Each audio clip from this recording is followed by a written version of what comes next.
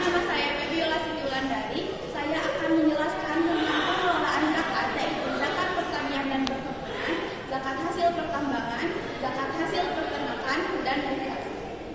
Mungkin itu yang akan kami sampaikan. Selamat menyaksikan. Halo semua, apa kabar? Semoga sehat selalu ya. Pada materi bab zakat ini akan dijelaskan mengenai pengertian zakat, dasar hukum zakat, syarat wajib zakat, syarat sahnya zakat, orang yang berhak menerima zakat, dan manajemen pengelolaan zakat. Simak baik-baik ya. Zakat adalah salah satu dari 5 pilar utama dalam agama Islam dan merupakan kewajiban keuangan yang dikenakan kepada umat muslim yang mampu untuk membersihkan harta seseorang dari sifat-sifat negatif seperti kekikiran, keserakahan, dan egoisme. Zakat merupakan ibadah yang mengandung unsur sosial, ekonomi, dan spiritual. Selain itu, zakat juga salah satu cara untuk mendekatkan diri kepada Allah Subhanahu wa Ta'ala dan mendapatkan pahala dan keberkahan darinya. Zakat mengandung harapan untuk mendapatkan berkah, membersihkan jiwa, serta menumbuhkan dan mengembangkannya dengan berbagai kebaikan. Berasal dari kata zakah yang memiliki makna suci, baik, berkah, tumbuh, dan berkembang. Hukum zakat dalam Islam adalah wajib bagi setiap muslim yang telah memenuhi syarat-syarat tertentu. Hukum zakat ini didasarkan pada dalil-dalil dari Al-Quran dan hadis Nabi. Di antaranya adalah firman Allah Subhanahu wa Ta'ala dalam surat Al-Baqarah ayat 43 yang artinya, "Dan dirikanlah sholat, tunaikanlah zakat, dan rukuklah beserta orang-orang yang ruku." Selanjutnya yaitu firman Allah Subhanahu wa Ta'ala dalam surat At-Taubah ayat 103 yang artinya, "Ambillah zakat dari sebagian harta mereka, dengan zakat itu kamu membersihkan dan mensucikan mereka, dan mendoalah untuk mereka. Sesungguhnya doa kamu itu ketentraman jiwa bagi mereka, dan Allah Maha mendengar lagi Maha mengetahui." Selanjutnya yaitu terdapat dari hadis Nabi Shallallahu Alaihi Wasallam yang diriwayatkan oleh Bukhari dan Muslim, yaitu Islam dibangun di atas 5 perkara: bersaksi bahwa tiada Tuhan selain Allah dan Muhammad adalah utusannya, mendirikan sholat, menunaikan zakat, puasa Ramadan, dan haji ke Baitullah bagi yang mampu. Dan di sini ada lagi hadis Nabi Shallallahu Alaihi Wasallam yang diriwayatkan oleh Bukhari dan Muslim. Barang siapa yang diberi harta oleh Allah lalu ia tidak menunaikan zakatnya, maka pada hari kiamat hartanya itu akan dijadikan seekor ular besar yang berbisa yang akan melilit lehernya. Kemudian ular itu akan menggigit kedua pipinya sambil berkata, "Aku hartamu, aku simpananmu." Ada 9 poin syarat wajib zakat. Yang pertama yaitu merdeka. Nah, merdeka ini itu menjadi syarat wajib yang pertama sesuai dengan kesepakatan para ulama terdahulu. Nah, budak atau hamba sahaya itu tidak dikenakan wajib zakat. Justru, siapa yang menjadi tuannya itulah yang wajib untuk membayarkan zakatnya. Hal ini disebabkan karena tuan tersebut pemilik harta dari hambanya. Dalam syarat ini berkesinambungan dengan penjelasan nanti mengenai kepemilikan yang sempurna. Nah, namun zaman sekarang itu semua orang kan sudah merdeka ya. Artinya perbudakan ini itu udah dihapuskan dari dunia saat ini. Jadi, setiap orang muslim yang sudah balik dan memiliki kemerdekaannya sendiri itu hukumnya wajib untuk mengeluarkan zakat. Kemudian, selanjutnya yaitu Islam. Mengingat istilah zakat ini melekat pada ajaran agama Islam, maka apabila seseorang ingin menunaikannya harus memeluk agama Islam terlebih dahulu. Nah, berdasarkan kesepakatan yang dilakukan oleh para ulama, tidak ada kewajiban berzakat bagi orang yang beragama non-Islam. Nah, hal ini itu dikarenakan zakat merupakan ibadah yang mensucikan. Berbeda halnya dengan pendapat mazhab Syafi'iyah yang tetap mewajibkan orang murtad atau orang yang sudah keluar dari agama Islam untuk membayar zakat sebelum dia murtad. Artinya, tetap harus dilaksanakan selama ia masih memeluk agama Islam, walaupun sekarang berpindah agama. Nah, poin yang ketiga di sini yaitu baligh berakal. Syarat wajib yang ketiga ini harus baligh dan berakal. Nah, para ulama yang menganut mazhab Hanafi itu memasukkan persyaratan ini harus dipenuhi sebelum seseorang menunaikan zakat. Anak kecil dan orang gila itu tidak memiliki keharusan untuk membayar zakat. Namun, ada juga mayoritas ulama yang berpendapat bahwa baligh dan berakal itu bukanlah syarat mutlak ditunaikannya zakat. Anak kecil dan orang gila itu tetap wajib mengeluarkan zakat yang dibebankan pada wali masing-masing. Inilah alasannya mengapa bayi yang lahir pada akhir bulan Ramadan sebelum terbitnya fajar wajib dibayarkan zakat oleh orang tuanya. Nah, kemudian poin yang keempat yaitu kondisi harta itu dapat berkembang. Nah, kondisi harta di sini dimaksudkan adalah zakat mal, yaitu zakat harta yang mana syarat wajibnya itu dilihat dari kondisinya. Dalam artinya, harta yang bisa dizakatkan itu ada 5 jenis. Yang pertama yaitu 2 keping logam yang berstatus uang kertas, barang temuan, tambang, buah-buahan, dagangan, dan juga binatang ternak. Semua kondisi harta tersebut jika diamati secara seksama bisa berkembang alias produktif.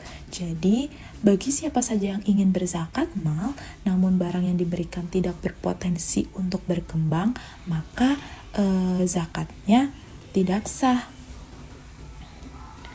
Nah, selanjutnya yaitu kepemilikan yang sempurna terhadap harta. Seperti yang sudah disinggung di pembahasan sebelumnya, bahwa syarat wajib zakat itu harus memiliki hak penuh atau sempurna terhadap harta yang nantinya akan diberikan.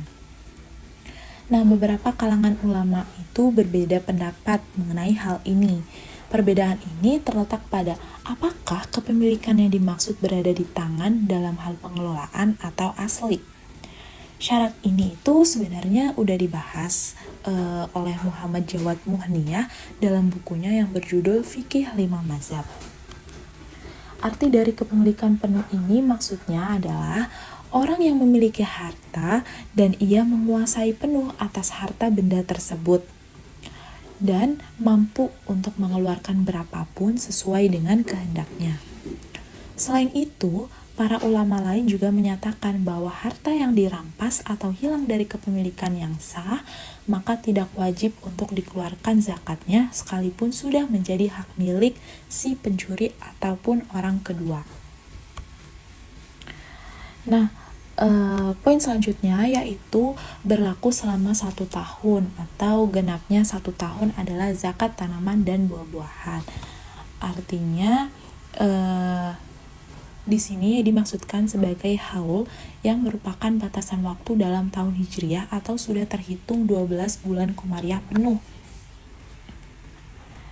Nah, kepemilikan harta ini wajib dikeluarkan zakat sebagaimana yang sudah dijelaskan sama Rasulullah. Penjelasan tersebut adalah tidak ada wajib zakat pada harta benda sampai genap memenuhi 1 tahun. Mengenapkan selama 1 tahun ini merupakan syarat wajib zakat bagi mereka yang ingin berzakat tanaman maupun buah-buahan. Adapun mengenai zakat kedua jenis tersebut harus ditunaikan ketika sudah berbuah dan tidak ada kerusakan sedikit pun. Berbuah dan aman yang dimaksud apabila sudah mencapai batas bisa dimanfaatkan namun belum waktunya untuk panen. Nah, poin selanjutnya yaitu tidak ada hutang. Syarat wajib zakat selanjutnya adalah tidak ada hutang. Syarat ini disampaikan oleh kalangan yang menganut mazhab Hanafi. Para ulama itu berpendapat bahwa adanya hutang akan menghalangi kewajiban zakat itu sendiri, baik itu pajak bumi, utang jaminan, atau yang lainnya. Berbeda halnya dengan pendapat mazhab Syafi'i yang tidak mensyaratkan demikian. Baik orang yang berhutang atau tidak, keduanya tetap wajib dikenakan untuk membayar zakat. Namun di Indonesia ini mayoritas orang menganut mazhab Syafi'i. Jadi, baik orang tersebut berhutang, memiliki hutang ataupun tidak, keduanya tetap diwajibkan untuk membayar zakat. Nah, poin terakhir yaitu lebih dari kebutuhan pokok. Nah, Ibnu Malik ini menjelaskan bahwa kebutuhan pokok yang dimaksud di sini adalah narhat, alat perang, tempat tinggal, dan lainnya. Hal ini berlaku untuk zakat fitrah, yang mana seseorang harus mempunyai sesuatu yang bisa dimakan dan juga digunakan untuk malam hari dan besoknya atau setelah Idul Fitri. Nah, mereka juga bisa hidup hingga bulan Ramadan berakhir. Jadi, itu dia beberapa syarat wajib zakat yang perlu diperhatikan. Apabila tidak terpenuhi, maka ibadah zakat dianggap tidak sah. Materi selanjutnya yaitu mengenai syarat sah zakat. Yang pertama ada niat. Jadi sebelum seorang itu memberikan zakat, sangat penting untuk memiliki niat atau kesadaran untuk berzakat. Nah, jika ada keraguan tentang niat setelah zakat diberikan kepada penerima yang berhak, zakat tetap dianggap sah. Namun, jika zakat diberikan tanpa niat sebelumnya, maka zakat tersebut tidak sah dan pemilik harus mengeluarkan zakat kembali. Kemudian, zakat awal yang diberikan tanpa niat itu akan dianggap sebagai sedekah. Nah, yang kedua yaitu diberikan kepada orang yang berhak. Zakat sendiri harus diberikan kepada orang atau kelompok yang berhak menerimanya. Terdapat 8 golongan yang memiliki hak untuk menerima zakat. Bagi mereka yang berkewajiban mengeluarkan zakat, apabila mereka ingin memberikan zakatnya secara langsung tanpa melalui imam atau amil, mereka harus memastikan sendiri bahwa orang yang akan menerima zakat tersebut harus sudah memenuhi syarat sebagai penerima zakat. Kemudian, jika zakat diberikan kepada orang yang tidak berhak menerimanya, maka zakat tersebut dianggap tidak sah dan pemilik wajib mengeluarkan zakat kembali. Selain itu, untuk zakat fitrah yang utama adalah memberikannya kepada kerabat yang tidak memiliki kewajiban untuk memberikan nafkah, dimulai dari kerabat yang memiliki hubungan mahram seperti paman atau bibi, dan setelah itu kepada kerabat yang tidak memiliki hubungan mahram seperti anak-anak dari paman atau bibi. Ada 8 orang yang berhak untuk menerima zakat. Yang pertama yaitu orang fakir. Nah, fakir sendiri adalah orang yang tidak memiliki harta serta tidak mampu untuk mencari nafkah hidupnya. Di sini, kaum fakir itu didahulukan dalam menerima zakat karena mereka itu lebih membutuhkan daripada golongan yang lainnya. Nah, yang kedua yaitu ada orang miskin. Nah, perbedaannya apa sih dengan orang fakir? Nah, kalau orang miskin ini adalah orang yang tidak punya harta dan tidak mampu mencari nafkah, tetapi dia masih memiliki makanan untuk sehari-hari dan pakaian yang memadai. Nah, termasuk ke dalam golongan orang miskin apabila seseorang memiliki penghasilan tetapi pendapatannya itu tidak mencukupi untuk kebutuhan hidup yang lainnya. Nah, kemudian yang ketiga ada amil zakat. Amil sendiri merupakan orang yang mengelola pengumpulan dan pembagian zakat, seperti ketua petugas pengumpulan zakat, sekretaris, bendahara, serta petugas yang lainnya. Nah, maka mereka ini berhak mendapatkan bagian harta zakat. Namun, amil itu tidak boleh termasuk seorang pemimpin negeri tertinggi maupun hakim. Amil juga tidak boleh berasal dari kerabat atau keluarga atau keturunan Nabi Sallallahu Alaihi Wasallam. Selanjutnya yaitu yang keempat ada mu'alaf. Yang dimaksud dengan mu'alaf sendiri yakni orang yang perlu dihibur hatinya agar masuk Islam dengan mantap, atau orang yang dikhawatirkan memusuhi dan mengganggu kaum muslim, atau orang yang diharapkan memberi bantuan kepada kaum muslim. Ada 3 macam orang mu'alaf. Yang pertama yaitu orang kafir yang berpengaruh dan diharapkan untuk masuk Islam. Yang kedua yaitu orang kafir yang miskin kemudian masuk Islam sampai imannya teguh. Yang ketiga yaitu golongan umat Islam yang tinggal di wilayah perbatasan dengan orang kafir, di mana mereka diharapkan dapat waspada bila diberi zakat, mempertahankan kawasan muslim, serta memperhatikan gerakan orang kafir. Yang kelima ada ariqob. Nah, ariqob adalah mukatib, yaitu hamba sahaya yang melakukan perjanjian bebas. Harta zakat yang diberikan itu dimaksudkan untuk membebaskan perbudakan. Nah, nantinya harta zakat diberikan langsung kepada para majikan guna memenuhi perjanjian kebebasan bagi para budak yang mereka miliki. Sehingga dana zakat itu diibaratkan untuk membeli hamba sahaya yang kemudian akan dibebaskan. Yang keenam ada al-ghorim. Ghorim sendiri merupakan orang kurang mampu yang berhutang untuk keperluan ketaatan kepada Allah SWT atau untuk hal yang mubah. Maka ia berhak mendapatkan bagian dari harta zakat dan boleh diberikan zakat. Namun, jika ia berhutang untuk perbuatan yang maksiat atau zina, maka ia tidak boleh memperoleh zakat kecuali ia telah bertobat. Dan yang terakhir, yang ketujuh ada pejuang fisabilillah. Yang termasuk golongan ini adalah orang-orang yang berjuang di jalan Allah SWT untuk membela ajarannya, tapi mereka tidak menerima upah dari negara, departemen, atau lembaga terikat. Kelompok pejuang fisabilillah ini berhak untuk menerima zakat, bahkan walau tergolong kaya sekalipun. Nah, ini sendiri ditunjukkan sebagai dorongan bagi mereka untuk tetap semangat berjuang. Yang kedelapan ada Ibnu Sabil. Ibnu Sabil merupakan musafir atau orang dalam perjalanan ke suatu negeri yang tidak bermaksud maksiat pada perjalanannya itu. Nah, apabila Ibnu Sabil ini tidak memiliki cukup ongkos atau tidak memiliki uang untuk berangkat maupun pulang kembali ke negerinya, maka ia boleh diberi bagian dari harta zakat. Baik, kita masuk ke materi selanjutnya, yaitu tentang macam-macam zakat dan manajemen pengelolaan zakat. Nah, zakat itu terbagi menjadi dua macam. Yang pertama ada zakat fitrah, kemudian yang kedua ada zakat mal. Kita masuk ke pembahasan yang pertama, yaitu zakat fitrah. Nah, zakat fitrah itu memiliki arti zakat yang diwajibkan atas setiap jiwa, baik laki-laki maupun perempuan muslim, yang dilakukan pada bulan Ramadan atau sebelum 1 Syawal.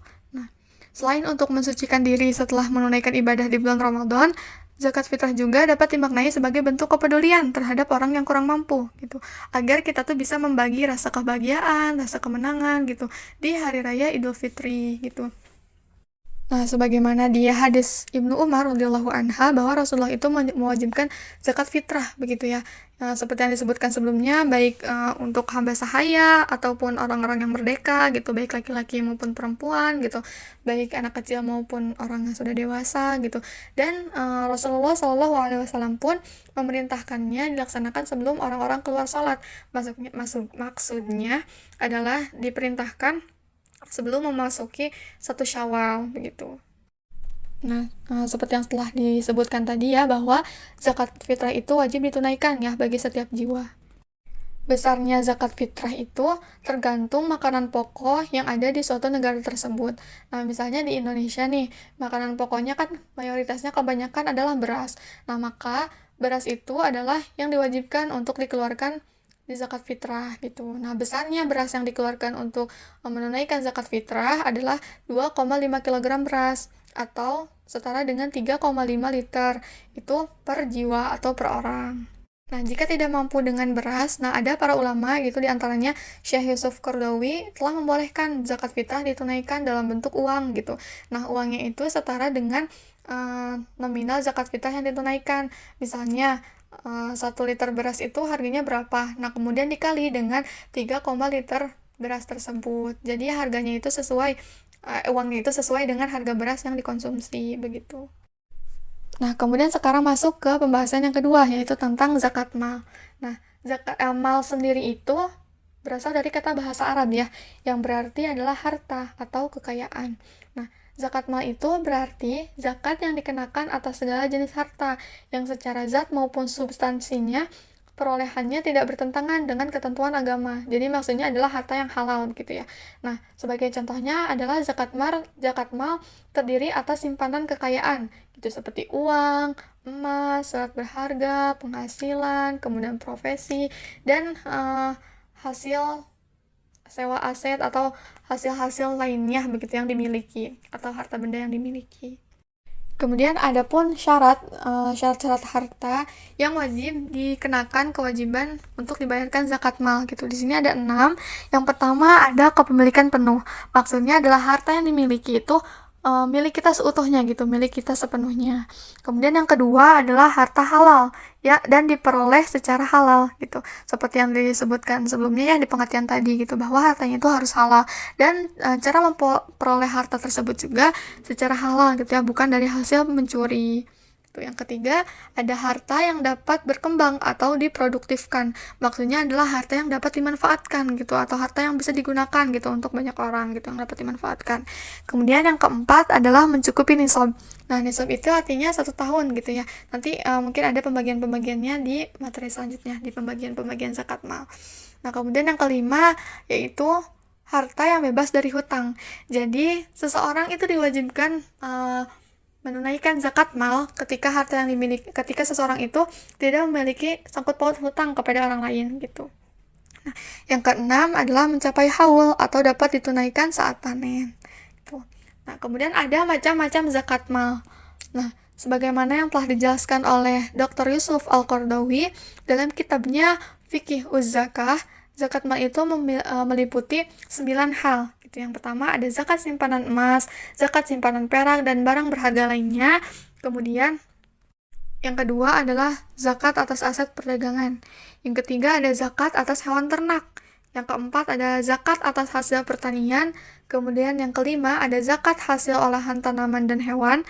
Yang keenam ada zakat hasil tambang atau tangkapan laut. Begitu. Yang ketujuh ada zakat atas hasil penyewaan aset.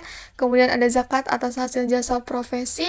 Dan yang terakhir ada zakat atas hasil saham atau obligasi. Begitu.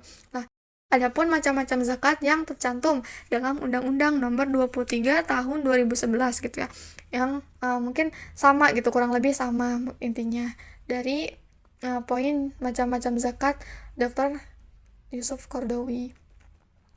Nah, kita masuk ke macam zakat mal yang pertama, yaitu ada zakat emas dan perak.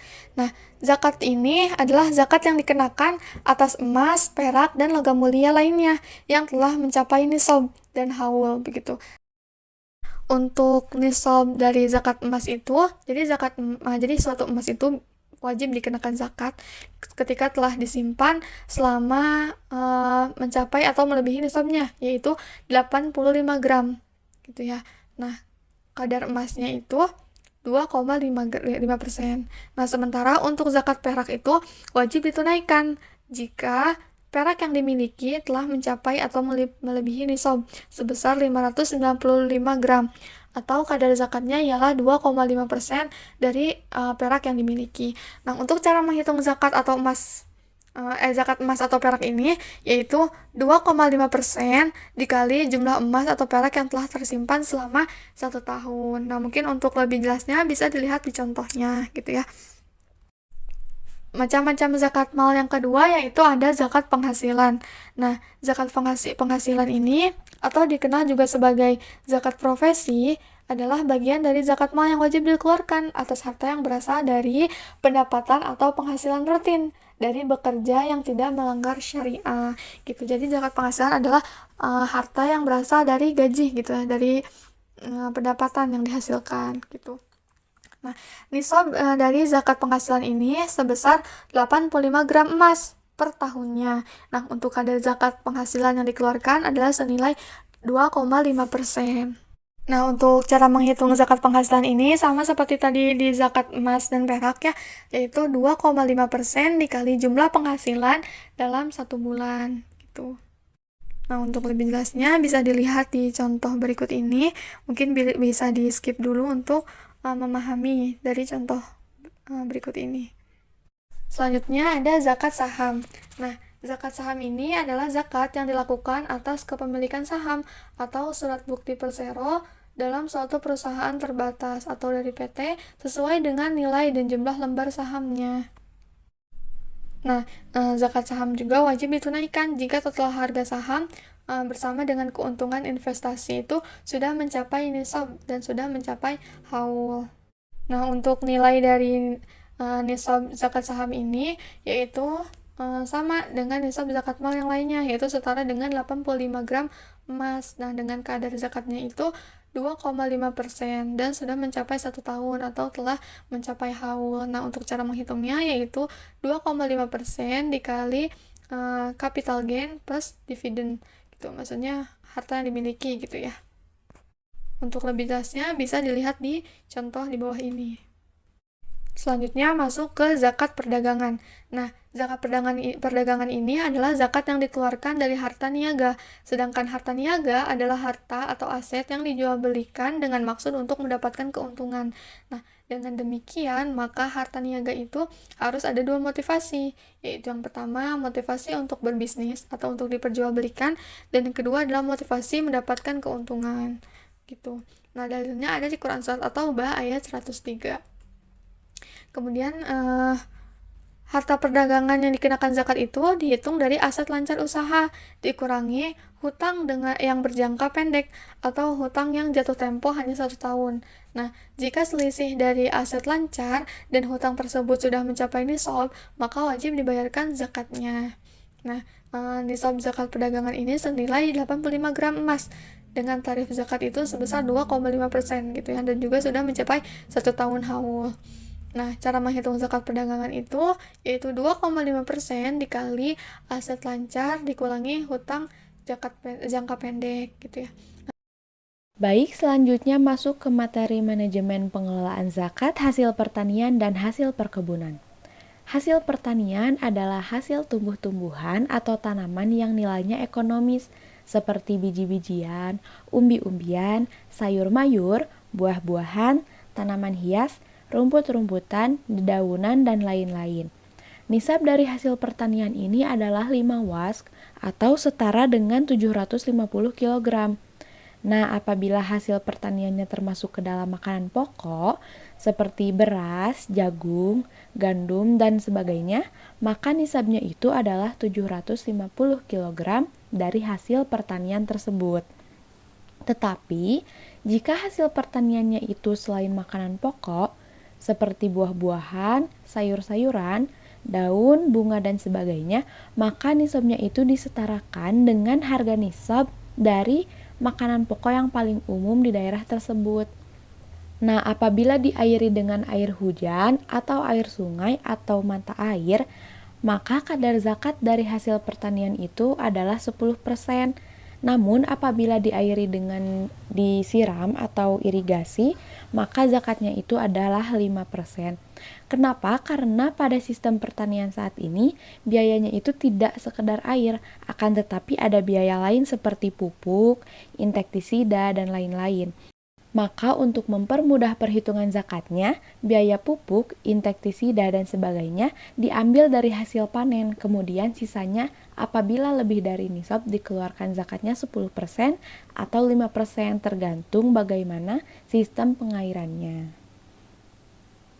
Selanjutnya adalah zakat hasil tambang atau ma'din.